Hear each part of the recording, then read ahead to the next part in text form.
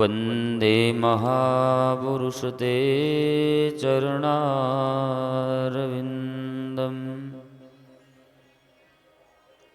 वंशी विभूषितकरान्नवनीरदाभात् पीताम्बरादरुणबिम्बफलाधरोष्ठात् पूर्णेन्दुसुन्दरमुखादरविन्दनेत्रात् कृष्णात् परं किमपि तद्वमहं न जाने।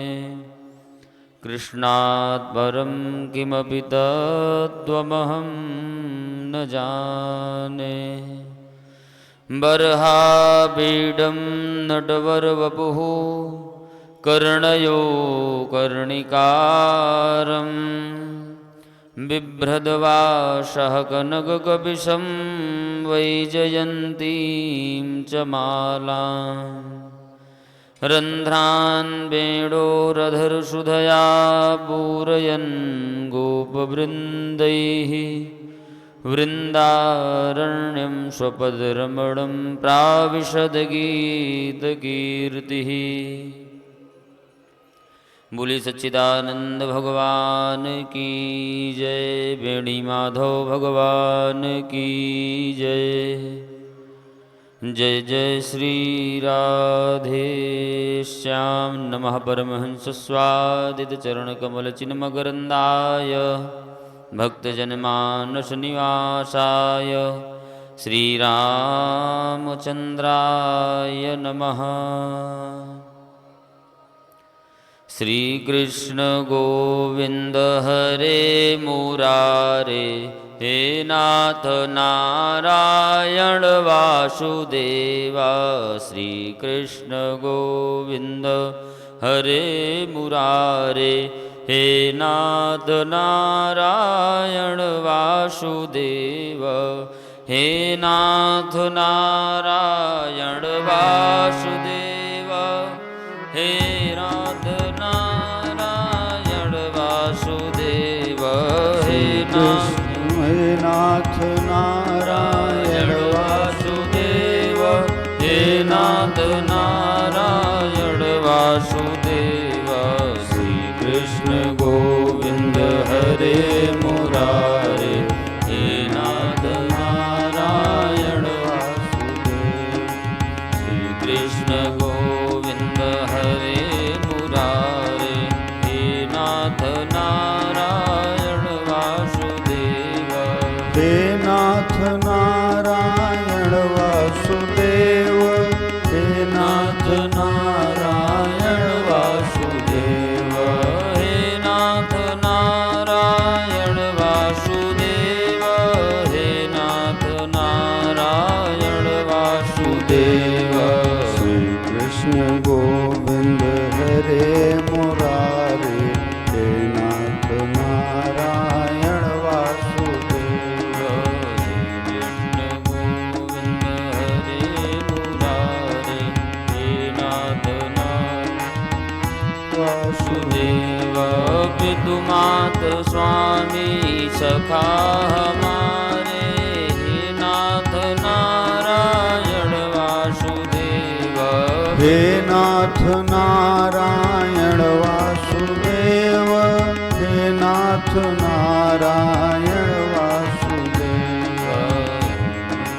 गोविंद हरे मुरारे हे नाथ नारायण वासुदेव। श्री कृष्ण गोविंद हे नाथ नारायण वासुदेव। बोलिए राजा रामचंद्र की जय हो। श्री भागवत महापुराण की जय जय। जय श्री राधे श्याम। परम मंगलमय जो अकारण सब पर कृपा करते हैं माता जी, उन्हीं नारायण की कृपा से हम आप इस महाकुंभ के दिव्यतम पर्व पर भगवती गंगा जमुना की गोद त्रिवेणी संगम के तट पर मानव जीवन का जो सर्वोत्कृष्ट फल है भगवत कथा सत्संग, उसका लाभ प्राप्त कर रहे हैं। दूर दराज देशों से प्रदेशों से लाखों करोड़ों व्यक्ति इसका आनंद ले रहे हैं परोक्ष अपरोक्ष रूप से। पर हम आप पर भगवान की विशेष कृपा है कि हम आप सशरीर इस कलाल कलयुग में भगवान की इस अमृत महोत्सव का आनंद प्रत्यक्ष रूप से ले पा रहे हैं। कल भागवत जी के माध्यम से हम आपने पुरंजनी कथा सुनी।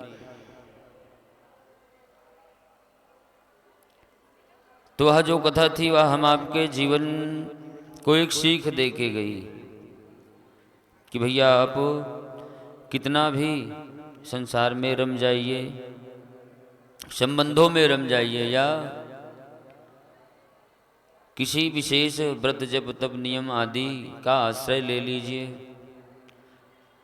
क्रम अगर बिगड़ जाएगा तो अंत बिगड़ जाता है। उसी के संदर्भ में यहाँ सुगत स्वामी ने राजा को सावधान करते हुए एक बहुत दिव्यतम रहस्य सुनाया। अथ हा तत्समुत्पत्तिर्व्याभिजायमान भगवद्लक्षणं साम्योपमास वैराग्यर महाविभूतिभिरुन्मेदमानुभाव प्रत्यय प्रजा ब्राह्मणा। सुगत स्वामी कहते हैं कि हे राजन, प्रियव्रत के ही कुल खानदान में कल उत्तानपाद प्रियव्रत का चरित्र तू सुन रहा था, जो उसी के क्रम में उनके जो दूसरे पुत्र थे मनु महाराज के प्रियव्रत, उन्हीं की वंश परंपरा में आगे नभिनंदन से अंग का जन्म, उनसे भगवान के दिव्य जो पार्षद है उनके वज्रांकुशों समता शांति आदि का जन्म हुआ। इसी तरह से उनके परिवार में एक बहुत ही दिव्य संत का जन्म हुआ, ऋषभ देव जी महाराज। नाभि अपनी पुण्यमय जीवन का फल उस पुत्र में देखते थे। बड़े विलक्षण ऋषभ देव जी हुए। उन्होंने हर प्रकार की रिद्धियों को सिद्धियों को, 16 प्रकार की सिद्धियां हैं माता जी, सभी सिद्धियों को वह प्रणाम कर लिए, अवधूत वृत्ति को धारण कर लिए। हे राजन, जब यह जीव राजा हो महात्मा हो कोई भी हो, जब वह कृष्ण का दर्शन कर लेता है, भगवान जिसके चित्त में बस जाते हैं, उसे न कोई सिद्धि चाहिए न प्रसिद्धि चाहिए। वह तो एकमात्र उन्हीं में डूबा रहता है। उसके जीवन का जो सर्वोत्कृष्ट श्रेयस्कर प्राप्तिकर वस्तु है वह ईश्वर ही तो हैं। और हम आपके भी जीवन में माता जी क्या चाहते हैं? सब आनंद ही चाहते हैं। और आनंद हैं कौन? भगवान ही हैं। और कहीं आनंद ढूंढने जाइए तो क्षण भर का आनंद प्राप्त हो सकता है, उसकी गारंटी नहीं है। बोलिए वृंदावन बिहारी लाल की जय हो। श्रीमन नारायण नारायण नारायण, श्रीमन नारायण नारायण, भजमन नारायण नारायण नारायण, भजमन नारायण रायण राम नारायण नारायण नारायण राम नारायण यण कृष्ण नारायण नारायण नारायण कृष्ण नारायण यण श्री हरि नारायण नारायण नारायण नारायण नारायण। बोलिए सच्चिदानंद भगवान की, भागवत भगवान की जय। जय श्री राधे। उन्हीं ऋषभ महाराज जी नाभि के परिवार में आगे एक बहुत ही उत्तम संतान हुई। हम आपको जब श्रेष्ठ कोई श्रेयस्कर पुत्र प्राप्त हो या हमारी ही कोई अच्छी वृत्ति बने माता जी, तो ये समझना चाहिए कि हमारे पूर्वजों की कुछ पुण्य सधे हैं, हमारे कुछ पिछले जन्म का सुकृत है और कुछ हमारे पूर्वजों की थाती हमें प्राप्त हुई है। तो हे राजन, भरत जी जो थे वह भी बड़े विलक्षण साधु थे, अवधूत वृत्ति उनमें भी थी। वह वेदज्ञ थे, दैवज्ञ थे, लेकिन बाहर से रहते कैसे थे, जड़वत उनका व्यवहार रहता था। जब उनके घर वालों ने देखा कि यह संसार में नहीं रम रहा है, तो उन्होंने उन्हें जंगल में भेज दिया। वह स्वयं भी जंगल ही चले गए, एकांतवास करने लगे। लेकिन हे राजन, परु रजा सवितुर्जात वेदो, भगवान की ये जो माया है इसमें तो मुह्यन्ति यत् सूरयाः, बड़े बड़े अमलात्मा विमलात्मा फंस जाते हैं। इसीलिए मैं तुझे बार बार सचेत कर रहा हूँ कि कहीं भरत जी की तरह तू भी किसी मोह में फंस जाए। तेरी वृत्ति, मोह में फंसने का मतलब हमारे चित्त की जो वृत्ति है वह किसी असार वस्तु में आकृष्ट हो जाए, किसी नश्वर को ही वह अपना मान ले, उसी में मोह बुद्धि बना ले। परीक्षित ने कहा कि महाराज, आपने तो कहा कि जड़ भरत बड़े ही अवधूत श्रेणी के संत थे, ऋषभ देव जी के उनमें लक्षण थे, उनके कुल खानदान का प्रभाव था। बोले सब कुछ ठीक है, लेकिन भगवान की माया किसको नहीं व्याप्त कर लेती। बड़े बड़े धीर, यहाँ तक कि भोले बाबा भी व्याप्त हो जाते हैं उनकी माया में। भगवान लीला पुरुषोत्तम है, पुरुषों में उत्तम है और नटवर हैं, कलाकारों के भी कलाकार हैं। एक धातु महानद्याम कृताभेशक नैमिकावश्यको ब्रह्मक्षर मृगणा मुहूर्त मुदकंद उपवेश। शैली यहाँ भागवत जी की बदल गई, गद्य से पद्य में हो गए। व्यास जी भगवान की लीला में जब एकदम आनंद विभोर हो गए तो उन्होंने छंद का आश्रय लेना छोड़ दिया। गद्य की शैली में उन्होंने भागवत जी की संरचना कुछ हद तक की है। सुख स्वामी कह रहे हैं कि भरत जी एक बार नदी पे माता जी स्नान कर रहे थे, भरत महर्षि। उन्होंने देखा कि एक मृगी अपने बच्चे को जन्म देने वाली है। पीछे से शेर की दहाड़ सुनी तो नदी में छलांग मार दी, वहीं उसका गर्भ स्खलित हो गया, मृग का बच्चा। अब संत हृदय नवनीत समाना, संत तो दूसरे के दुख से ही दुखी हो जाते हैं। साधुओं को कष्ट किस चीज़ का होता है माता जी? संसारियों की दुर्दशा देखते हैं जब संत साधु, तब वह बहुत व्यथित हो जाते हैं। स्वामी विवेकानंद जी बनारस की गलियों में घूम रहे थे, उन्होंने एक साधु को देखा। सब उन्हें ब्रह्मज्ञानी कह रहे थे कि बहुत योग्य संत हैं। विवेकानंद जी ने कहा, महाराज आप समाज का मार्गदर्शन करें, आप यहाँ गली में बैठे हैं, भीड़ लगाए हैं, आपको राष्ट्र की सेवा करनी चाहिए। वह संत मुस्कुराने लगे। जब वह मुस्कुराने लगे तब विवेकानंद जी उनके पास बैठ गए। बोले, महाराज संतों की हंसी, संतों की कोई भी क्रिया कारण नहीं होती, आप मुस्कुरा रहे हैं, इसका क्या रहस्य है?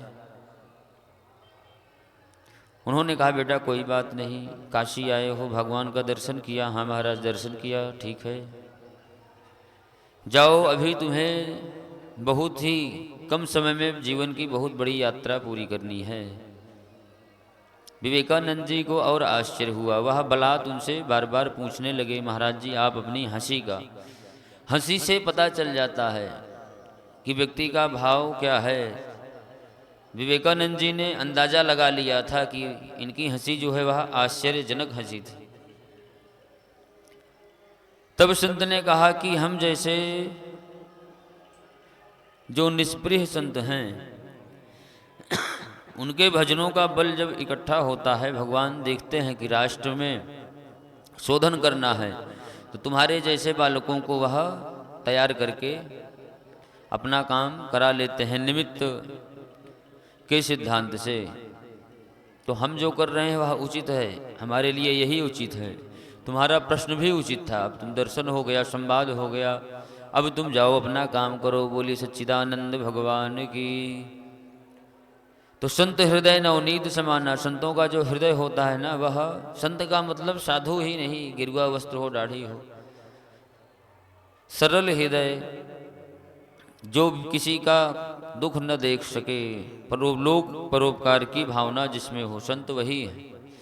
संत कहीं अलग से नहीं आते माता जी, संत की वृत्ति आप ही लोग बनाती हैं। परोपकार, निष्प्रिय, निष्प्रपंची, सरल, शुद्ध जिसकी अंतर आत्मा है वही संत है। तो भरत जी तो अवधूत थे, लेकिन फिर भी उनको संत हृदय नवनीत समाना का जो सिद्धांत था वो वहाँ पे लग गया। उन्होंने उस मृग के बच्चे को उठाया और संध्या तर्पण करके आश्रम आ रहे थे, आश्रम ले आए। उसका लालन पालन स्त्रियोचित ढंग से किए। अब वह मृग का बच्चा भी धीरे धीरे बड़ा हुआ, उन्हीं के साथ खेलने लगा। अब यही भगवान की माया है राजन। वह दया के रूप में भगवान ने उस मृग में भरत जी के चित्त को डाल दिया। एक दिन मृगों का झुंड आया, मृग बड़ा हो चुका था, वह अपने संप्रदाय, अपनी जाति के लोगों को जब पाया, जीव को पाया, तो वह उनके झुंड में चला गया। अब इधर भरत जी बेचैन कि वह मृग पता नहीं कहाँ गया, कुछ खाया होगा कि नहीं, कहीं सिंह ने उसका शिकार तो नहीं कर लिया। अनेकानेक मन में उनके विचार आने लगे। इधर उनकी साधना पूरी होने वाली थी और यही चिंतन कर रहे थे, तभी उनका परम पद हो गया। बोली सच्चिदानंद भगवान की। अब जिसका चिंतन विशुद्ध संत करें, वह जीव तो सामान्य हो नहीं सकता। अंते यामति सागति। हम आप कल्पवास करते हैं, गुरु मंत्र की दीक्षा लेते हैं, भजन करते हैं। आज सत्यनारायण भगवान की कथा भी आप लोगों ने सुनी। तो इन सब का एकमात्र क्या फल है? अब आपके पास तो प्रार्थना पत्र आप लोगों का माता जी बहुत बड़ा होता है, उसमें घर परिवार, बच्चे, कुल कुटुंब, दुनिया भर की तमाम व्यवस्थाएं। भगवान इसीलिए भारतवर्ष को चुनते हैं।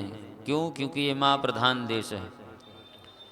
हमारी संस्कृति ही माँ प्रधान है। यहाँ पहले प्रकृति है, उसके पीछे पुरुष को रखा गया है। गुप्त नवरात्रि का दिव्य पुण्य काल चल रहा है। आज षष्ठम दिवस में हम आप हैं। तो आज का ये जो दिन है किसका है? भगवती काल रात्रि का है। जिनकी कृपा मात्र से इस कलयुग का जो कराल काल है वह हम आपके चित्त को प्रभावित नहीं करता, और करता भी है तो लेश मात्र, थोड़ा बहुत।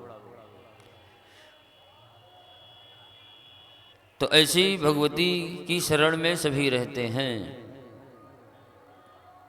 बोलिए वृंदावन बिहारी लाल की जय।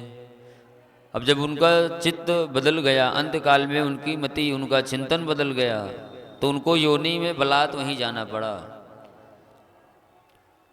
कोई 25 पुरस्चरण किया हो और आखिरी समय में उसका चित्त आम में चला गया, कि केले में चला गया, घर गृहस्थी में जहाँ चला गया, वो चाहे जैसी भी वस्तु हो, जड़ चेतन अस्थावर जंगम कुछ भी हो, आपको वहाँ तत्काल जाना ही पड़ेगा।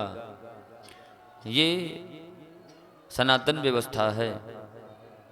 और उधर मृग एक सिंह के चंगुल में फंस गया। वो भरत जी को याद कर रहा था कि हम संत का आश्रम, अपने आश्रम का चिंतन कर रहा था।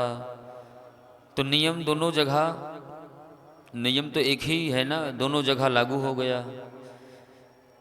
भक्तों का चिंतन और संतों के चिंतन से वह दिव्य राजकुल में पैदा हुआ। हे राजन, वह अंगीरस गोत्र में समदम और तप स्वाध्याय में निपुण, बढ़िया वेदाध्ययन युक्त, विनय विद्या से संपन्न, सभी प्रकार के विकारों से रहित एक दिव्य राजा बना। और उसका नाम क्या हुआ? रहुगण। भरत जी मृग बने। मृग भले बने लेकिन भक्त थे, साधक थे, तो उनको पूर्व जन्म का स्मरण बना रहता था। बहुत सी कथाएं आप लोग सुने होंगे कि कई ऐसे देवस्थान हैं जहाँ पर बहुत से जीव भी व्रत करते हैं, भगवान की परिक्रमा करते हैं। अयोध्या में अभी भी कुछ स्थानों पे ऐसी गैया मैया हैं जो भगवान के मंदिर की परिक्रमा करती हैं। सत्यनारायण भगवान कोई भी देव कार्य हो तो उनकी कथा वह श्रवण करती हैं। और ये सब सिर्फ भारतवर्ष में ही संभव है। भरत जी भले ही मृग योनि में चले गए लेकिन उनकी पूर्व की स्मृति नष्ट नहीं हुई। वह एकादशी व्रत करते, ऋषि मुनियों के आश्रम के आसपास रहते, उनका जो कुछ जूठन बन पड़ता मिलता अपना उसका पान करते, और फिर साधना के क्रम से कुछ वर्षों के बाद वह अपनी शरीर छोड़ दिए। और वह मृग जहाँ शरीर छोड़े वहाँ पर ब्राह्मण बालक संध्या कर रहे थे। उनका चिंतन ब्राह्मण बालकों में चला गया उस मृग का। तो फिर भरत जी को ब्राह्मण कुल में जन्म लेना पड़ा। उन्होंने कहा फिर से समस्या जन्म मरण की पड़ गई भैया, अब तो हम इसमें कुछ बोलेंगे ही नहीं। भरत जी ने मौन धारण कर लिया, पागलों के जैसा व्यवहार करने लगे। पिताजी जब उनका उपवीत संस्कार किए तो गायत्री मंत्र को 50 बार उच्चारित कराए, लेकिन एक बार भी वह नहीं बोले। त्वयोदितं व्यक्तम विप्रलब्धं भर्तुर्षमे स्याद्हि वीरभाराः गन्तुर्यदि स्याद्हिमवध्यमानान् पीवेतिराशौ नमिदां प्रमाद। इस बार मैं कोई प्रमाद नहीं करूंगा, मुझे गायत्री मंत्र नहीं याद करना। भाइयों ने सोचा ये पागल है, और कुछ कालांतर में वह फिर घर द्वार छोड़ करके जंगल में विचरण करने लगे, भगवतमय हो गए। जनेऊ पिताजी ने कर ही दी थी, क्षमावर्तन उन्होंने करा लिया, सन्यास उन्होंने ले लिया, और निस्तर दंडी हो गए, अवधूत की तरह विचरने लगे। एक दिन की बात है राजन, कुछ जंगलियों को बलि के लिए कोई नर नहीं मिल रहा था। भरत जी मिल गए। वह सब कोल भील उनको ले गए, भगवती की बलि देना चाहे। भगवती ने ब्रह्म ओज से संपन्न उस ब्राह्मण बालक को वरदान दिया और उन कोल भीलों का उद्धार कर दिया। बोले भक्त की बलि देने आए हो। वहां से भरत जी जब आगे निकले तब उन्हें रहुगण की यात्रा मिल गई। सेवा के संयोग से रहुगण और भरत का संवाद हुआ। और जब रहुगण ने कहा कि अरे तू तो हिष्ट पुष्ट है, फिर भी हमारी सेवकाई में प्रमाद क्यों कर रहा है? भरत जी ने बहुत सुंदर जवाब दिया। बोले हे राजन, तो इस शरीर को कह रहा है कि मोटा है, पतला है, मैं ये शरीर नहीं हूँ। जब वेदांत की भाषा रहुगण को सुनाई पड़ी, संस्कार तो उसके भी अच्छे ही थे, वह तुरंत पालकी से माताजी नीचे उतरा और दंडवत प्रणाम किया। क्यों? क्योंकि जो विज्ञ लोग हैं, जो साधु जन हैं, वो जानते हैं विप्र टहलुआ, चीक धन, कुछ क्रियाएं भी हम आपको बहुत नुकसान पहुंचाती है माता जी। इसीलिए ये जो समय चल रहा है ना, ये महायंत्रों का समय है। इस समय में बहुत सावधानी से रहना पड़ता है, नहीं तो संकीर्तन के गर्भ से भी विस्फोट हो जाता है। क्या विस्फोट होता है? नास्तिक बच्चे निकल आते हैं, प्रमादी बच्चे हो जाएंगे, उन्मादी संतान हो जाएगी, हम आप कुछ नहीं कर पाएंगे। बोलिए सच्चिदानंद भगवान की जय। रहुगण तुरंत पालकी से कूद गया और भरत जी को प्रणाम किया, बोला महाराज हमें क्षमा कर दीजिए। भरत जी ने जैसे ही उसको स्पर्श किया, उसकी पूर्व की स्मृति वापस आ गई। वह तुरंत जान गया कि ये वही महर्षि हैं जिन्होंने मुझे आश्रय दिया था। हाथ जोड़ करके वह प्रार्थना करने लगा, नमो नमः कारण विग्रहाय स्वरूप तुच्छीकृत विग्रहाय, नमो वधूत द्विज बंधुलिंग निगूढ़ नित्यानुभवाय तुभ्यम्। हे भगवान, मैं आपको नमस्कार करता हूँ। आपने ही हमारा उद्धार किया था और इस देह में भी आप हमारे उद्धार के लिए ही आज मिले हैं। 4 श्लोकों में रहुगण ने पुरुषार्थ चतुष्टय को समर्पित कर दिया, अपने आप को पूरी तरह से सरेंडर कर दिया। आइए एक भजन कर लीजिए, फिर आगे की कथा में हम आप चलें।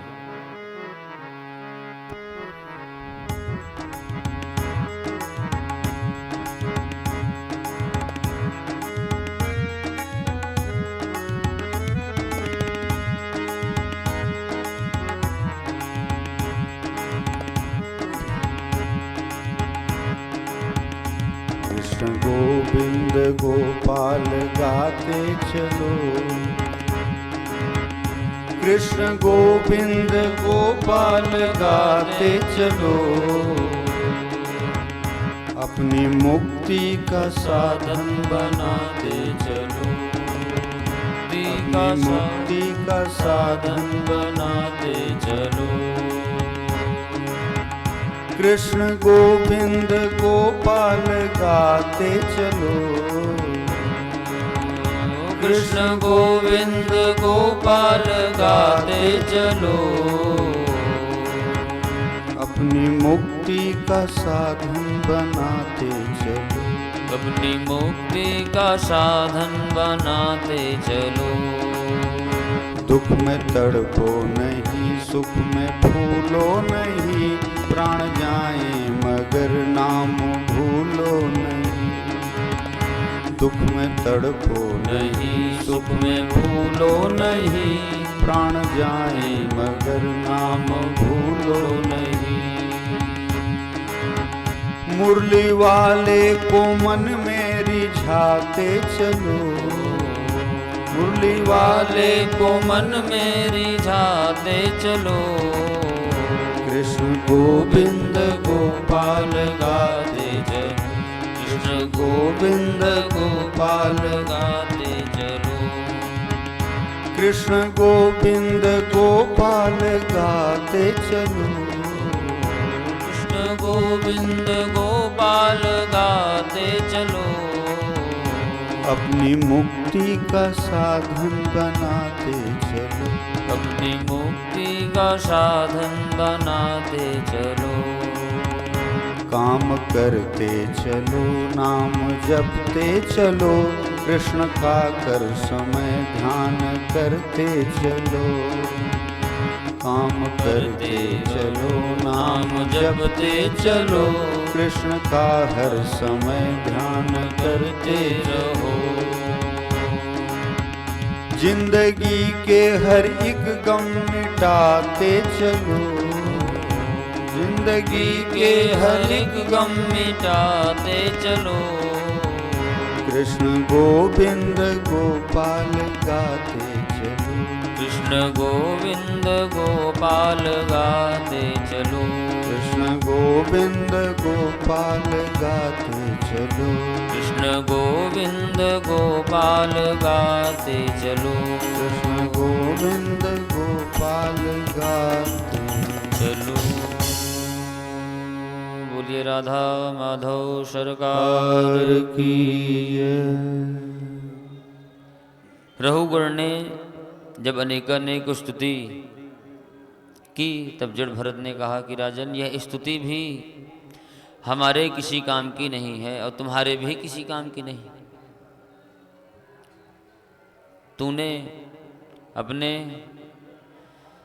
स्वभाव से जो यह व्यवहार किया यह उचित था, सिर्फ यह व्यवहार के लिए ही है, इससे तेरा भी कुछ कल्याण नहीं होने वाला। हमारे यहाँ तेरा संग बना, उसके प्रभाव से आज तू राजकुल को प्राप्त हुआ और तेरे संबंध में, तेरे चिंतन से मैं आज पुनः जन्म मरण के चक्र को देखा और तेरे सामने आज यह उपस्थित हूँ। तो अब तुझे दोबारा जन्म न लेना पड़े, इसके लिए तू क्या करेगा?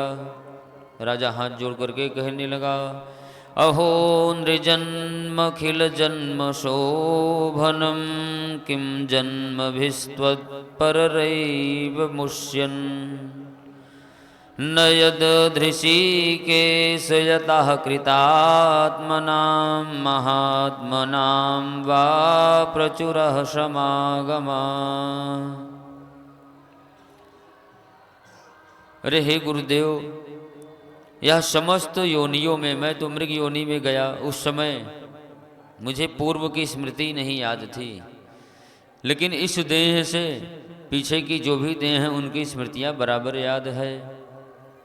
तो मैं तो अनेकानेक योनियों में भटक के देख चुका हूँ कि अहो नृजन्माखिल जन्म शोभनम, समस्त योनियों में सबसे श्रेयस्कर अगर कोई योनि है 84 लाख में माता जी, तो वह कौन सी योनि है? वृक्ष की है। जहाँ लगा दिया भाई वहाँ लगे हैं। रघुगण कह रहा है कि सभी योनियों में महाराज हमको तो यह मनुष्य योनि ही सबसे अच्छी लगी। क्यों? क्योंकि हम इसी देह से मुक्त हो सकते हैं। अन्य कोई योनियों में भगवान कृपा कर दें, कोई संयोग बन जाए तो अलग बात है, लेकिन 99% चांस इसी मनुष्य योनि में रहता है कि हम 100% रहता है। 100% हम अगर चाहें तो इसी देह से फिर दोबारा देह मरना किसका सार्थक होता है माता जी, जानती हैं आप? जो दोबारा मरने के लिए ना आए। जन्म लेना किसका सार्थक है? जिसका दोबारा जन्म ना हो। मरना किसका सार्थक है? जिसको दोबारा मरना ना पड़े। बोलिए वृंदावन बिहारी लाल की। तो ये अवस्था हम आपकी कब होगी, कैसे होगी? तो भागवत जी क्या कह रहे हैं कि सबसे पहले भक्ति का प्रवेश हृदय में कराइए। कल अचला सप्तमी है माता जी, सब लोग सन्यासियों का पूजन करेंगे, वस्त्र दक्षिणा फल यथा सामर्थ्य यथा भाव जिसका जो बन पड़ेगा करेंगे, सभी करेंगे, लाखों लोग करेंगे क्षेत्र में। लेकिन वहाँ भाव का फल क्या मिलेगा? भाव का फल जो मिलेगा वो तो प्राप्त ही हो जाएगा। क्रिया का दोष होता है, दोष कर्मों का होता है माता जी। कल बहुत से व्यक्ति हाथ में दक्षिणा हमारे यति महाराज को देंगे, सन्यासियों को हाथ में कुछ भी देना निषेध है, स्पर्श प्रणाम भी निषेध है। और कल कितना पैर धोया जाएगा? बोलिए वृंदावन बिहारी लाल की। उन्हें दूर से महाराज जी को भिक्षा पवानी चाहिए, दूर से ही जो देना है रख दीजिए, दूर से ही प्रणाम कर लीजिए। तो ये समझ लीजिए आप, कथा आज सुन रही भगवान की कृपा ही है।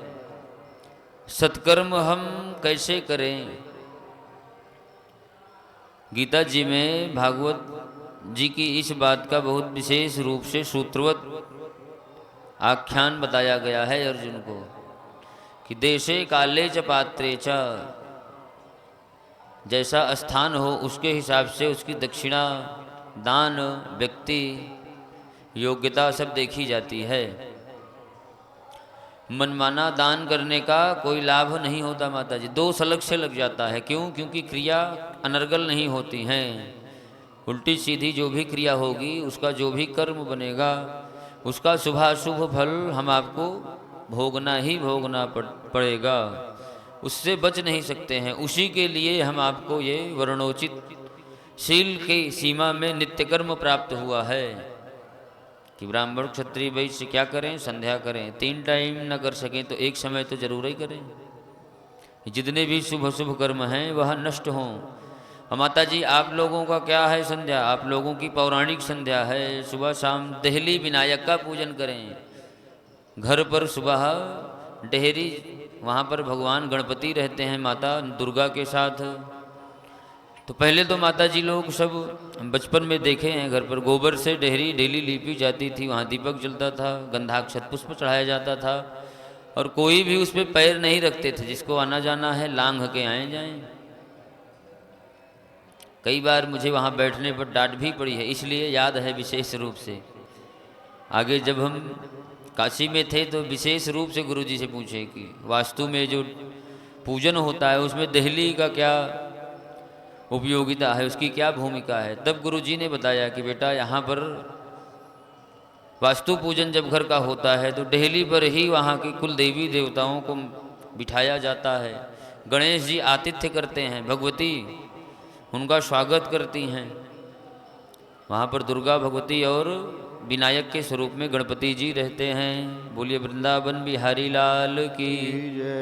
तो रघुगण कह रहा है कि हे महाराज, यद्यपि मैं बहुत सी योनियों में गया, उनका बोध भी है, तो मुझे पता चला कि सबसे श्रेयस्कर अगर कोई योनि है तो वो क्या है, मनुष्य योनि।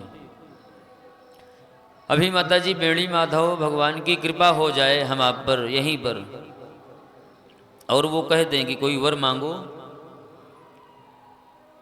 और आप संजोग से कह दें कि हमें इस देह के पूर्व में हमने जितनी शरीर को 100 बना दिया है, महादेव हमने जितनी शरीर को 100 बनाया है, इस शरीर के पूर्व में उनका दर्शन एक साथ हो तो करोड़ों करोड़ धरती तैयार हो जाएंगे, फिर से करोड़ों पृथ्वी बन जाएगी। इतनी देह इस शरीर को मिल चुकी है एक एक व्यक्ति को। तो वही रघुगण कह रहा है कि महाराज मैं बहुत सी योनियों का अनुभव रखा हूँ, और उसके आधार पे कह रहा हूँ, डंके की चोट पर कह रहा हूँ, महात्मा नाम वा प्रचुरः समागमः। इस देह से आप जैसे महात्माओं का दर्शन हो जाए, सेवा हो जाए, तो कहना ही क्या है, व्यक्ति तर जाता है। सेवा करना माता जी पैर धुलना नहीं है, संतों की वाणी को अपने जीवन में ले आना, अपने व्यवहार में उनके सिद्धांत को ले आना ही उनकी मुख्य रूप से सेवा मानी जाती है। सेवा में उनकी कोई रुचि तो होती नहीं महात्माओं की। हम आपके भक्ति को देख करके हमारी आपकी भावना का वो सम्मान करते हैं, जो हमारा आतिथ्य स्वीकार करते हैं। नहीं महात्मा बने हैं भंडारा खाने के लिए, केंचला लेने के लिए। लेकिन यहाँ पर धर्म सम्राट महाराज श्री की बात सार्थक हो रही। महापुरुषों के वाक्य कालातीत होते हैं, वह भविष्य में हम आपको सीख देते हैं, प्रेरणा देते हैं, सबक सिखाते हैं। महाराज श्री कहते थे कि 4 प्रकार के साधु आगे मिलेंगे, जिसमें से पहले नंबर पर वाले कमज़ोर पड़ जाएंगे। कमज़ोर कैसे पड़ जाएंगे, वह एकांत परस्त हो जाएंगे, 3 का बोलबाला हो जाएगा। तो आज के समाज में 3 प्रकार के व्यक्तियों का बोलबाला है। असली बेचारे चुपचाप हैं, उनसे कोई मतलब ही नहीं, उनकी रुचि खत्म हो गई, या वो प्रपंच में पढ़ना नहीं चाहते, भगवान के भरोसे सब कुछ छोड़ दिया है, सब कुछ छोड़ दिया है। और जो फसली हैं, नकली हैं, कतली हैं, वो अपने हिसाब से अपना काम कर रहे हैं। बोलिए वृंदावन बिहारी लाल की।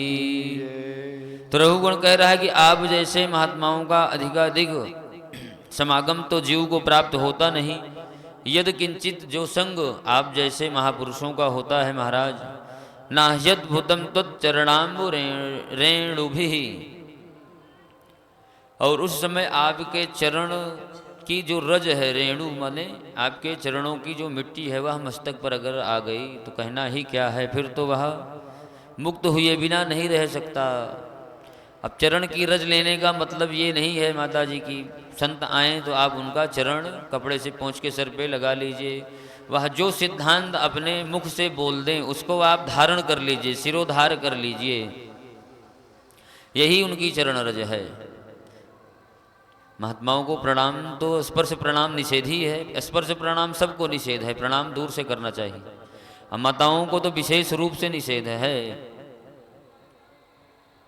ये सब छोटी छोटी बातें समझनी चाहिए, क्योंकि इन्हीं छोटी बातों से छोटे छोटे अणु परमाणु बनते हैं जो हमारे आपकी चित्त वृत्ति को बनाते बिगाड़ते हैं।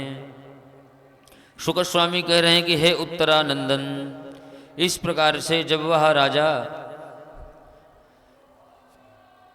प्रश्न करने लगा तो भरत जी को बहुत आनंद आया। बोले, राजपाट पाने के बाद भी तेरी बुद्धि बनी हुई है, यह भगवान की विशेष कृपा है तेरे ऊपर। वहाँ पर भरत जी ने भवाटवी का उपदेश दिया, इस भव को कैसे पार किया जाता है। एक अध्याय में बहुत सुंदर ढंग से भरत जी ने रघुगण को समझाया कि देखो भैया, मृग योनि में तुम थे उस समय तो हम कुछ नहीं किए तुम्हारे लिए, हम खुद ही मृग हो गए, यही उपकार मानो हमारा, और तुम राजा हो गए, ये दैव योग समझो। लेकिन अब जब हमें पुनः संयोग भगवान ने बनाया है तो जरूर कुछ न कुछ कल्याण हमारा भी है और तुम्हारा भी है। इस भव से पार होने की विधा बताई। तो इस भव से पार होने की क्या विधा है माता जी? वही विधा है जो हम आप डेली श्रवण करते चले आ रहे हैं। भगवान का एकमात्र नाम, सारी क्रियाओं को, हमारे सारे जितने भी कर्म हैं वह सब धीरे धीरे भगवान के लिए होने लगे। अच्छा, आप सब यहाँ हैं, कल्पवास में हैं, अभी तो आप जो कल्पवासी हैं उनका चिंतन बनता है कि सुबह हमें गंगा जी जाना है, इतना चिंतन बन जा रहा है। गंगा जी कौन है? गंगमेतीति ब्रह्म पदम, जो हम आपको ब्रह्म पद में मिला दें वही गंगा जी हैं। भगवान के चरण से तो निकली ही हैं, गोमुख से तो भारतवर्ष में प्रवाहित ही हैं, लेकिन वास्तविकता इनकी क्या है कि हम आपको पर ब्रह्म सच्चिदानंद रूपी सर्वेश्वर तक पहुंचा दें। हमारे इस हृदय की जो धारा है ना, त्रिवेणी आपके पास भी है। बेड़ी जो चुटिया आप बांधती हैं, इसको बेड़ी ही संस्कृत में कहा जाता है। और इसमें जब आप गुत्थम गुत्थाई से करती हैं तो रहता 3 है पर समझ में 2 ही आता है। तो वही प्रयागराज में हम आपको समझना है। भक्ति और ज्ञान, भक्ति का ही ज्ञान हो जाए, हम आपको संगम का फल मिल जाएगा। बोलिए तीर्थराज महाराज की जय। क्यों? क्योंकि भक्ति का ज्ञान होने मात्र से उसका थोड़ा सा भी अनुभव हुआ भक्ति का अगर, तो वैराग्य अपने आप चढ़ने लगता है। वैराग्य का मतलब बाबूजी, गिरुआ वस्त्र नहीं पहनने लगेंगे आप, अरुचि होने लगेगी, सांसारिक व्यवस्थाओं की तरफ मन कम जाएगा। ये जो लौकिक व्यवहार हैं इनमें आपकी रुचि कम होती चली जाएगी धीरे धीरे। घर गृहस्थी के प्रति जो आपकी चिंता है वह धीरे धीरे कम होने लगेगी। तो एक अध्याय में बहुत ही सुंदर ढंग से भरत जी ने भवाटवी का उपदेश किया। जीव किसके माध्यम से इस संसार को पार करे? तो बोले भगवान के नाम से। एकमात्र भगवान का ही नाम जपे। अब संत की कृपा देखिए, यही प्रश्न इस हम संसार से, जन्म मरण के चक्र से कैसे मुक्त हों, यही प्रश्न लेकर के रघुगण घूम रहे थे। और संत का दर्श होते ही उनको उनके प्रश्न का उत्तर, उनके जो हृदय की अशांति थी माता जी, वह खत्म हो गई। इसीलिए कहा गया है कि संतों के दर्शन से मन का जो ताप है, संताप है, वह नष्ट हो जाता है। कई बार तो ऐसा होता है, किसी दिव्यतम सत्व प्रधान वृत्ति वाले व्यक्तियों का संग, भैया कह रहे थे कि जो सत्व प्रधान जिनकी चेतना होती है उनके आसपास भी रहिए तो भी आपका भक्तों का कल्याण हो जाता है। रेडिएशन अपना अटैचमेंट बनाने लगते हैं, मनोवृत्ति को खींचने लगते हैं धीरे धीरे। इसीलिए पहले ही सुखद स्वामी ने कहा था कि जिताश्वनो जित संगो जित संगो जितेंद्रिया, जिताशनो जित श्वासो जित संगो जितेंद्रिय। जो परम कल्याण की इच्छा से हैं उनको इन सब बातों पर ध्यान देना चाहिए। वही भरत जी कह रहे हैं कि भैया एकमात्र भगवान के निमित्त ही जब तू सारी क्रियाएं करने लगेगा, उन्हीं के विरह में सोएगा कि भगवान आपने नींद नहीं बनाई होती तो थोड़ी देर आपका और चिंतन करता। अब शयन की व्यवस्था आपकी है तो आपका नाम ही अपने चित्त में डाल करके सो रहा हूँ। हमको इधर उधर का स्वप्न न दिखाई दे, आपका नाम ही सोते हुए भी चलना चाहिए। इस भावना से शयन हो पाता है क्या माता जी? नहीं हो पाता। यहाँ तो गंगा जी मान लीजिए चित्त में बसी ही हैं कि सुबह जल्दी उठना है, गंगा जी जाना है, आके संध्या पूजन करना है, अपने नित्य कर्म में रहना है। लेकिन अन्य हम जैसे जो पामर जीव हैं, छोटी मोटी किताबों का जो अध्ययन करके ज्ञान बघार रहे हैं, उनका चिंतन क्या बन पाता होगा? बहुत बिरले होंगे जिनका चिंतन इस प्रकार से बनता होगा। भरत जी ने कहा, हे रहुगण, जा रहा है तू ब्रह्म तत्व की खोज में, जन्म मरण के चक्र से मुक्त होने का सिद्धांत जानना चाहता है। माता जी आप माता हैं, शंकराचार्य जी भी अपने ज्ञान से अपने माँ को संतुष्ट नहीं कर पाए, तो हमारी सामर्थ्य कुछ नहीं है। धूल का एक कण भी नहीं हूँ। ये बड़ी विचित्र माया होती है माता जी। भगवान भी फंस जाते हैं इसमें। भगवान श्री कृष्ण भगे तो जितना भाग सकते थे वह ब्रज में खूब दौड़े। माता जी ने कहा, भागो, 84 लाख योनियों में मैं भागी हूँ, तब तुम मुझे प्राप्त हुए हो। करोड़ों वर्ष तपस्या की हूँ, और तुम अगर दोपहर तक भी नहीं भागे तो फिर हमारी माँ होने का फायदा ही क्या है? बोलिए वृंदावन बिहारी लाल की। तो आप से मुक्त होना संभव नहीं है माता जी, ये सिर्फ कहने की बात है। भरत जी ने कहा कि हे राजन, तुझे चाहिए क्या? जन्म मरण के चक्र से छूटने का रहस्य जानना चाहता है और जा रहा है पालकी पे चढ़ करके। नीचे उतरो और पैर से जूती निकालो। इसी रास्ते से पता नहीं कितने संत गए, कितने भगवंत गए। दंडवत प्रणाम करो। कब तक करो? जब तक संत ना प्राप्त हो जाएं तुझे। बोले महाराज अब तो प्राप्त हो ही गए हो। लंबा लंबा डंडे की तरह लेट गया। भरत जी ने उसे उठाया, प्रीतः स्वयं प्रीतमगादयास्य, हृदय से लगा लिया। जैसे ही हृदय से लगाया, वह उसी क्षण भगवान की जो दिव्यतम भक्ति है, पराभक्ति, उसके हृदय में प्रवेश कर गई। भगवान के जो भक्त होते हैं उनका स्पर्श भी बड़ा विचित्र होता है, बड़े विलक्षण आनंद को देने वाला होता है। और संतों का तो कहना ही क्या है, संत तो होते ही हैं भगवत तत्व की तरफ हम आपको ले जाने वाले। भगवत तत्व जानने के लिए या चिदाकार वृत्ति बनाने के लिए बहुत ज़्यादा कुछ नहीं करना पड़ता। पहले ही स्कंध में महर्षियों ने स्पष्ट कर दिया। नैमिषारण्य में जब महर्षि अपना नित्य कर्म समाप्त करके उठे, तब उनसे प्रश्न किया गया कि आप कथा में हैं, ऋषि हैं, फिर भी आप संध्या वंदन क्यों कर रहे हैं? बोले भैया देह तो लिए हैं ना, धरती पर हैं, तो जब पृथ्वी पर हैं तो पृथ्वी के सिद्धांत को मानना पड़ेगा। जहाँ की जलवायु जो हो वहाँ पर वो कार्य जरूर करना चाहिए। तो इसलिए हम नित्य कर्म कर रहे हैं। प्रातर्हुत हुताग्नयाः, अपना नित्य कर्म जो अग्निहोत्र करते थे वो अग्निहोत्र किया करते थे, जो संध्या वंदन करते थे वो संध्या करते थे।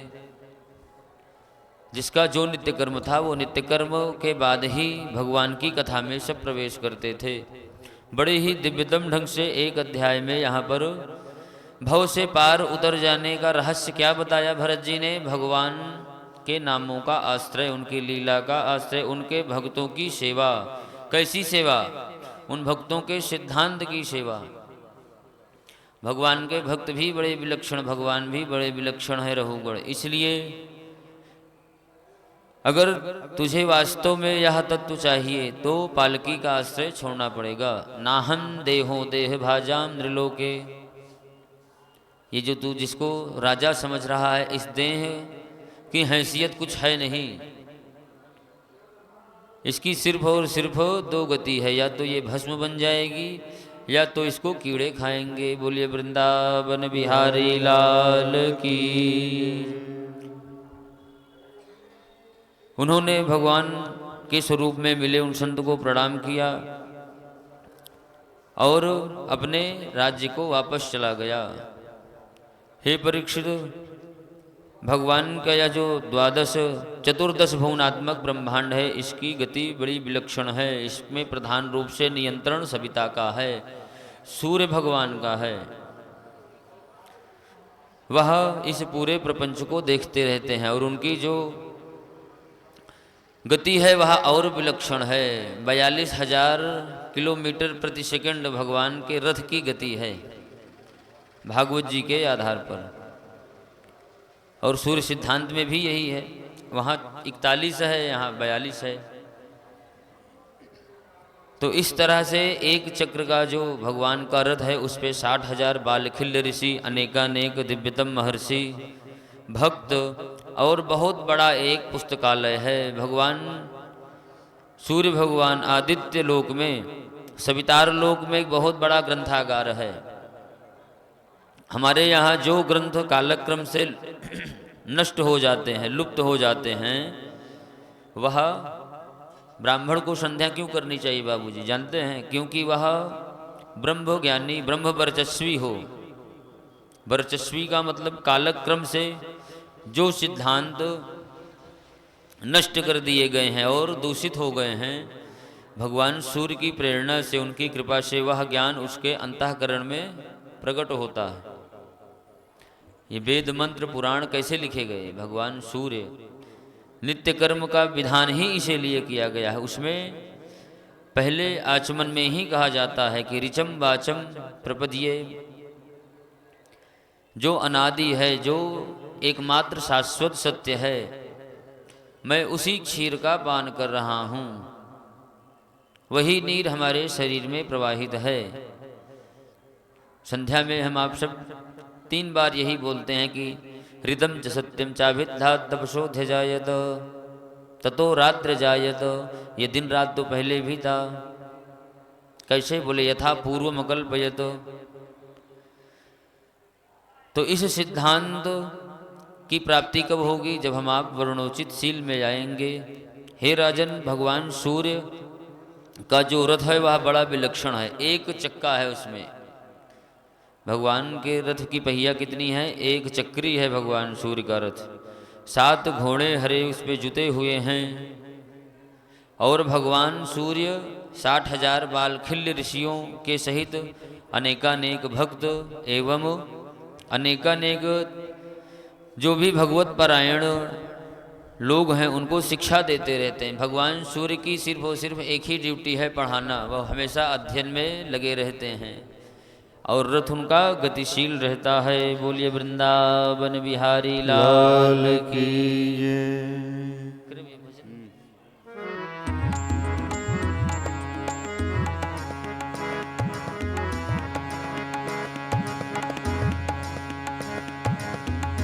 ओम नमः शिवाय, ओम नमः शिवाय, हर हर भोले नमः शिवाय। नमः शिवाय, नमः शिवाय, हर हर भोले नमः शिवाय। नमः शिवाय, ओम नमः शिवाय, हर हर भोले नमः शिवाय। नमः शिवाय, जय जय नमः शिवाय, हर हर भोले नमः शिवाय। नागेन्द्रहाराय त्रिलोचनाय, भस्मांगरागाय महेश्वराय। नागेन्द्रहाराय त्रिलोचनाय, भस्मांगरागाय महेश्वराय। नित्याय शुद्धाय दिगंबराय, तस्मै नकाराय नमः शिवाय। शुद्धाय दिगंबराय, तस्मै नकाराय नमः शिवाय। नमः शिवाय, ओम नमः शिवाय, हर हर भोले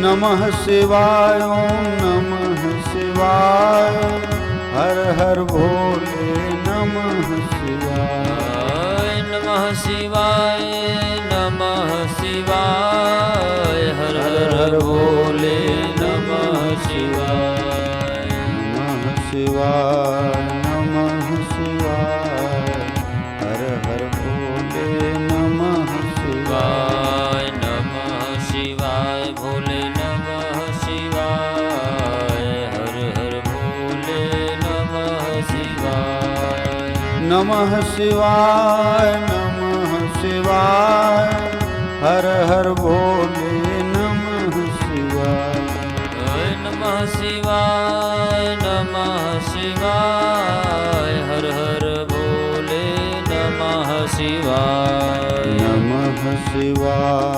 नमः शिवाय बम बम भोले नमः शिवाय नमः शिवाय भोले नमः शिवाय हर हर भोले नमः शिवाय नमः शिवाय ओम नमः शिवाय बम बम भोले नमः शिवाय। बोलिए काशी विश्वनाथ भगवान की जय हो। भगवान आदित्य के लोक का वर्णन और चतुर्दश भुवनात्मक ब्रह्मांड का विस्तार कैसे भगवान ने किया, यह सब परीक्षित जी को एक अध्याय में बताया। और इन सब के आधार पे किनका क्या काल की गति कहाँ पर क्या है। जैसे हम आपका 24 घंटे का एक दिन है, तो हमारे जो पितर हैं उनका एक महीना, हमारा आपका जो एक मास है पितरों का वह एक दिन, और हम आपका जो एक वर्ष है वह देवताओं का एक दिन, देवताओं का जो एक वर्ष है वह ब्रह्मा जी का एक दिन। इस हिसाब से सभी वर्षों एवं भेद वर्ष के जो हैं मनुष्य के, पितर के, देव के, ब्रह्मा विष्णु महेश एवं भगवती, क्रम से वर्षों का काल का विभाग बहुत ही सुंदर ढंग से परीक्षित को समझाया। अच्छा, परीक्षित जी आए थे इस कथा सुनने, मुक्त होने, क्यों? क्योंकि उनको श्राप मिला था। तो इन सब विषयों का आख्यान सुगत स्वामी ने क्यों कहा? क्योंकि भगवान की लीला कब हमारे चित्त में उथल पुथल, भगवती सती भगवान की लीला में ही तो फंसी। जो महादेव की धर्म पत्नी हैं उनको भी भगवान की लीला में मोह हो गया।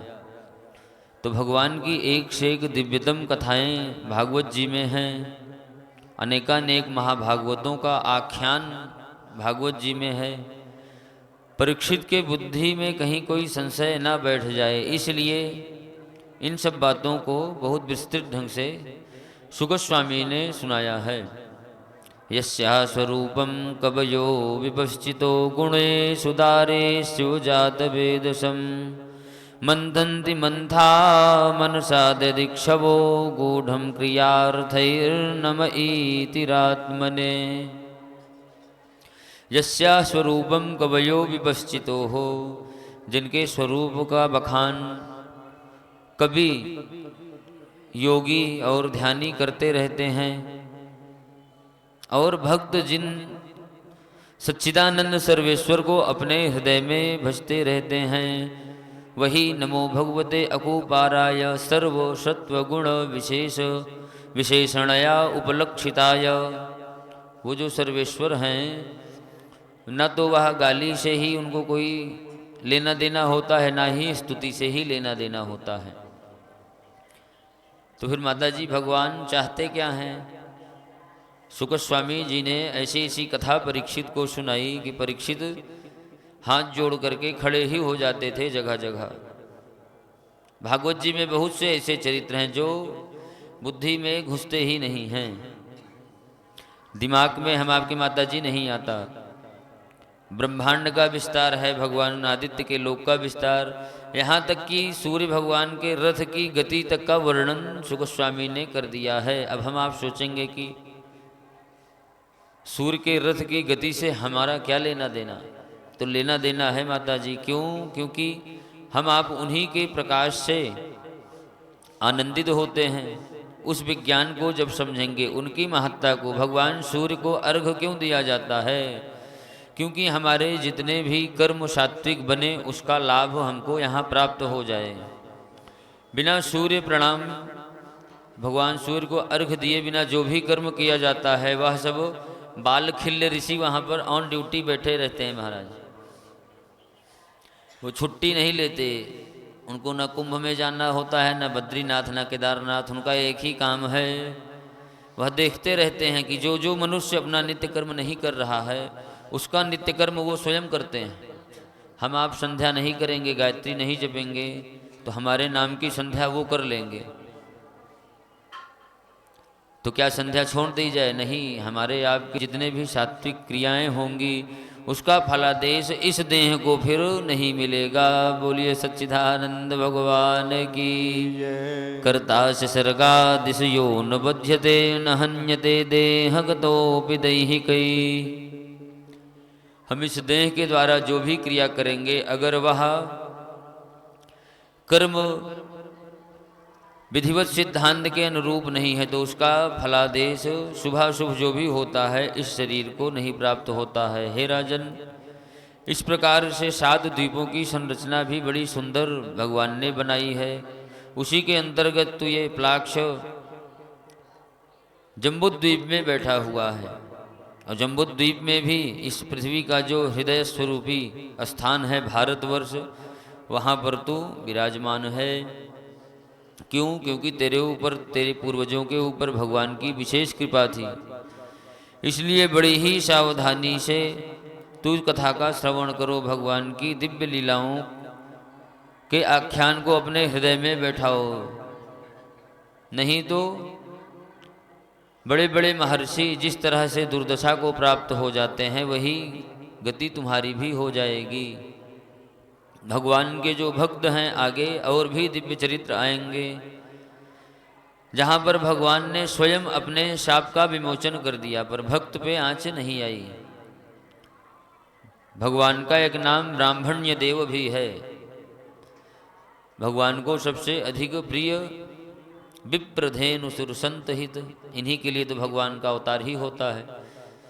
तो ये भगवान को बहुत प्रिय हैं। लेकिन जहाँ भक्तों की बात आ जाती है वहाँ इनको भी भगवान सेकंड नंबर पे कर देते हैं।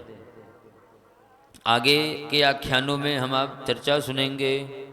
बोलिए वृंदावन बिहारी लाल की। श्रीमन्नारायण नारायण नारायण श्रीमन्नारायण।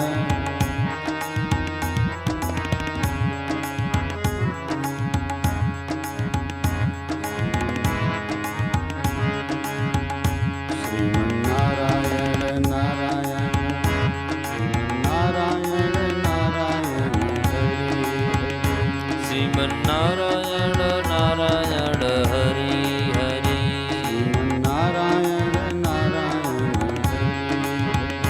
श्रीमन्नारायण नारायण हरि हरि। तेरी लीला सबसे न्यारी न्यारी हरि हरि। तेरी लीला सबसे न्यारी न्यारी हरि हरि। नारायण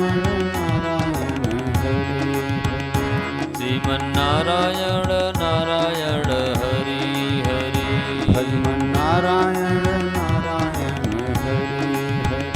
भजमन नारायण नारायण हरि हरि। बद्री नारायण नारायण हरि हरि। बद्री नारायण नारायण हरि। लक्ष्मी नारायण नारायण हरि हरि। लक्ष्मी नारायण नारायण हरि हरि। हरि ओम नमो नारायणाय। ओम नमो नारायणाय। हरि ओम नमो नारायणाय। ओम नमो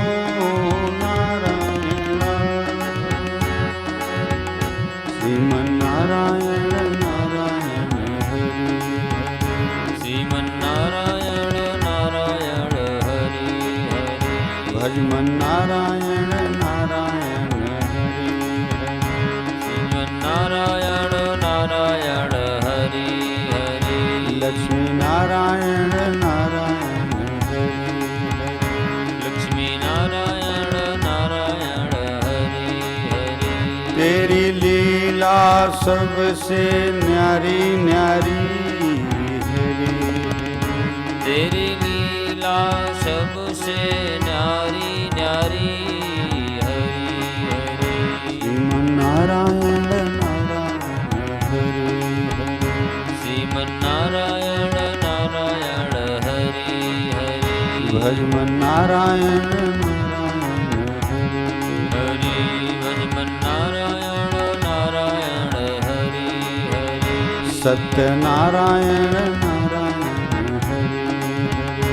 सत्यनारायण नारायण हरि हरि। बद्री नारायण नारायण हरि हरि बद्री नारायण नारायण हरि हरि। धर्म नारायण नारायण हरि हरि। धर्म नारायण नारायण हरि हरि। श्रीमन्नारायण नारायण हरि।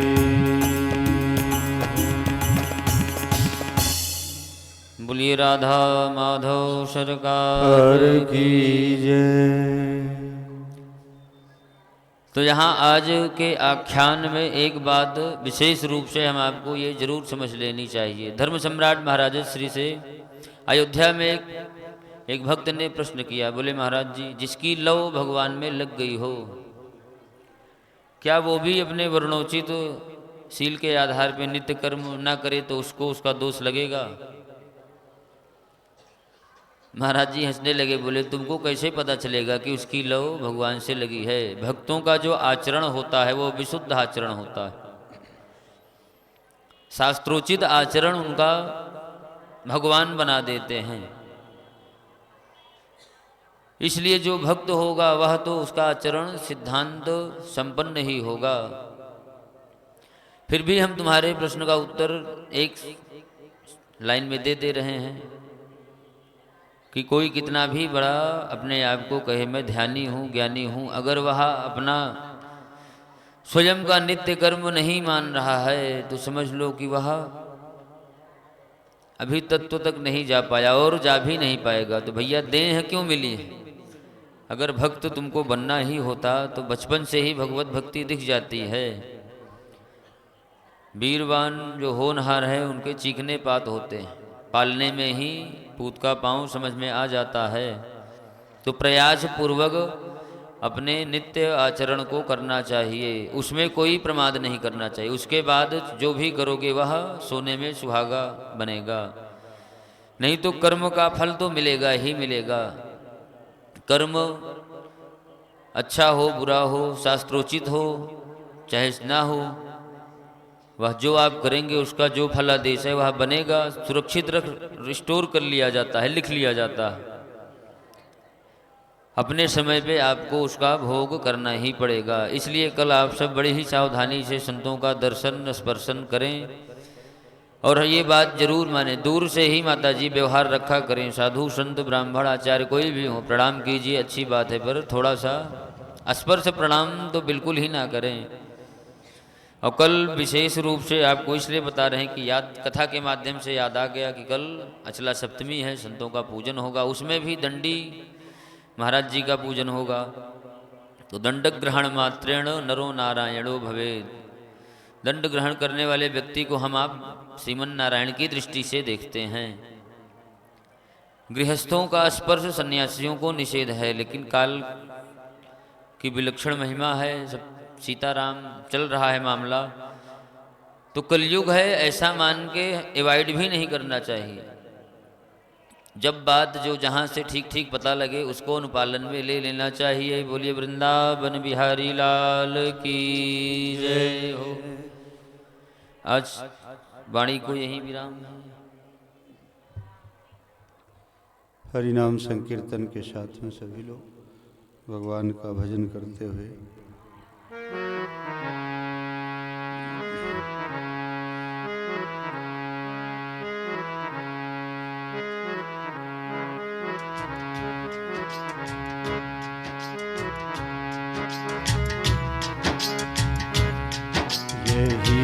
हरि भक्त कहते हैं, यही सब ग्रंथ कहते हैं। यही सब भक्त कहते हैं, यही सब ग्रंथ कहते हैं। न जाने कौन से गुण पर दयानिधि रीझ जाते हैं। न जाने कौन से गुण पर दयानिधि रूठ जाते हैं। यही हरि भक्त कहते हैं, यही सब ग्रंथ गाते हैं। यही सब भक्त कहते हैं, यही सब ग्रंथ गाते हैं। नहीं करते हैं वे स्वीकार निमंत्रण नृप दुर्योधन का। नहीं करते हैं वे स्वीकार निमंत्रण नृप दुर्योधन का। निमंत्रण नृप दुर्योधन का।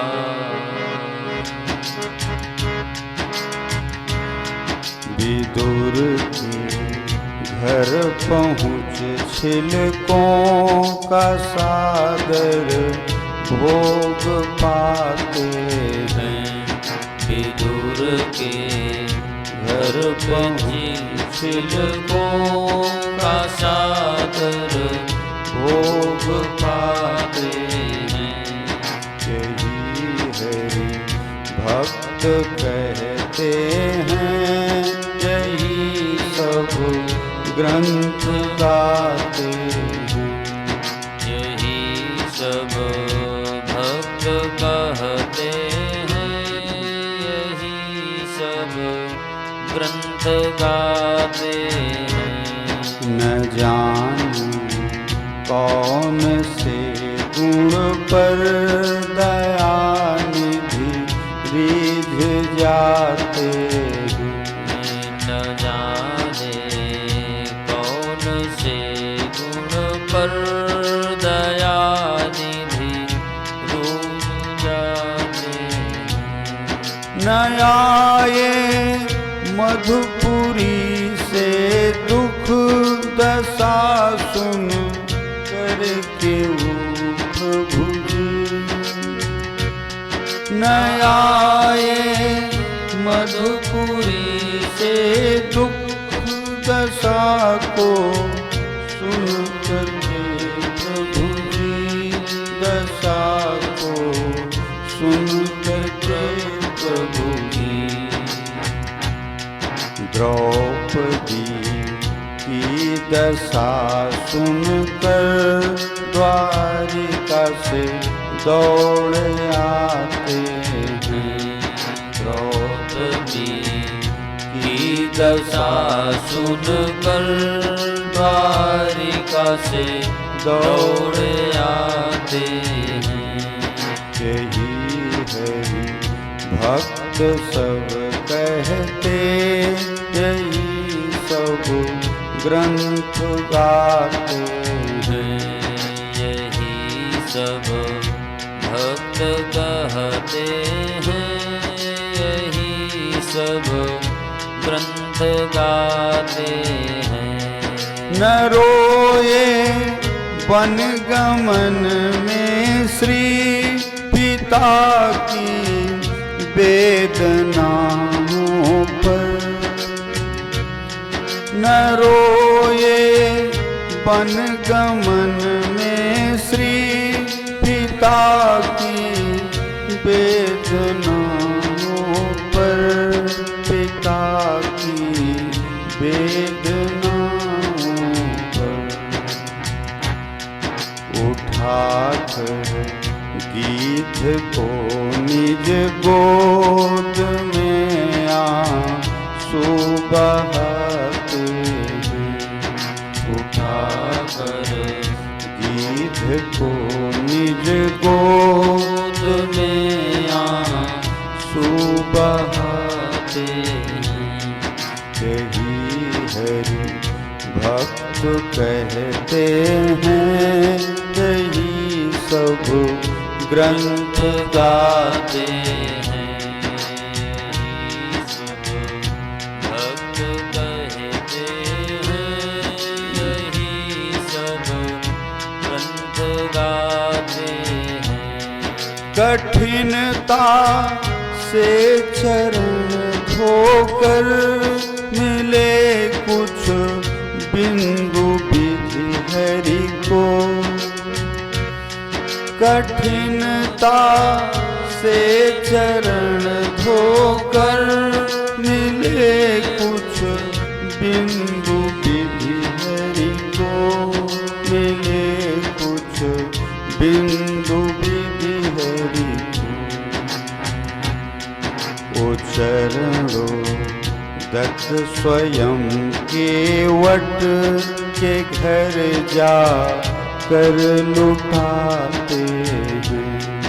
वो चरणों दत्त स्वयं के वट के घर जा कर लुटाते हैं।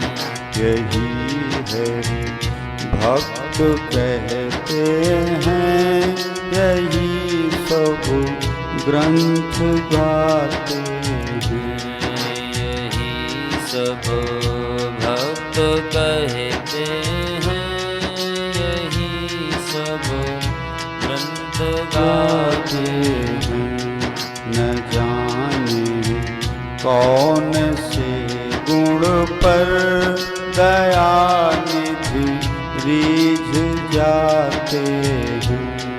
न जाने कौन से गुण पर दयानिधि रीझ जाते हैं। सभी लोग ऐसी बैठे हुए मुद्रा में मानसिक आरती भागवत भगवान की करेंगे। उठने की जरूरत नहीं है। इसी मुद्रा में जुगल किशोर राधा जी की सब लोग आरती हमारे साथ करेंगे। हरि ओम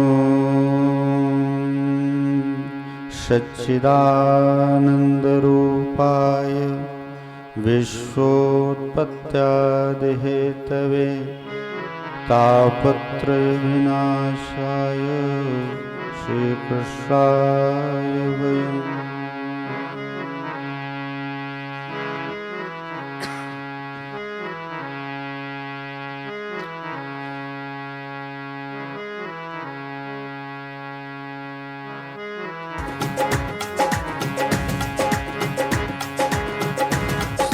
भागवत भगवान की है आरती।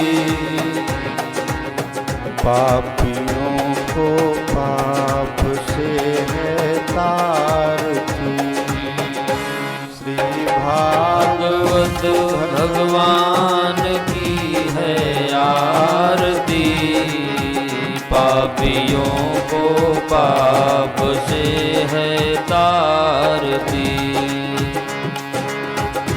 ये अमर ग्रंथ ये मोक्ष पंथ ये पंचम वेद निराला। नव ज्योति जगाने वाला। अमर ग्रंथ ये मुक्ति पंथ ये पंचम वेद निराला। नव ज्योति जगाने वाला। हरि नाम यही हरि धाम यही। हरि नाम यही हरि धाम यही। यही जग मंगल की आरती। पापियों को पाप से है तारती। श्री भागवत भगवान की है आरती। पापियों को पाप से सारती। ये शांति गीत पावन पुनीत पापों को मिटाने वाला, बिगड़ी को बनाने वाला। ये शांत गीत पावन पुनीत पापों को मिटाने वाला, हरि दर्श कराने वाला। यह सुख करनी यह दुख हरनी, यह सुख करणी यह दुख हरणी। श्री मधुसूदन की आरती। पापियों को पाप से है तारती। श्री भागवत भगवान की है आरती। पापियों को पाप से है तारती। ए मधुर बोल जग पंथ खोल, सन्मार्ग दिखाने वाला, बिगड़ी को बनाने वाला। ये मधुर बोल जग पंथ खोल, सन्मार्ग दिखाने वाला, बिगड़ी को बनाने वाला। श्री राम यही घन श्याम यही, श्री राम यही घन श्याम यही। यही प्रभु महिमा की आरती। पापियों को पाप से है तारती। श्री भागवत भगवान की है आरती। पापियों को पाप से है तारती। श्री भागवत भगवान की है आरती। पापियों को पाप से है तारती। प्रेम से बोलिए श्री भागवत भगवान की जय हो। श्री तीर्थराज प्रयाग की जय हो। श्री वेणी माधव सरकार की जय हो। श्री गंगा मैया की जय हो। श्री जमुना मैया की जय हो। श्री भरद्वाज जी महाराज की जय हो। आज के आनंद की जय हो। भक्त और भगवान की जय हो। श्री व्यास जी महाराज की जय हो। हर हर महा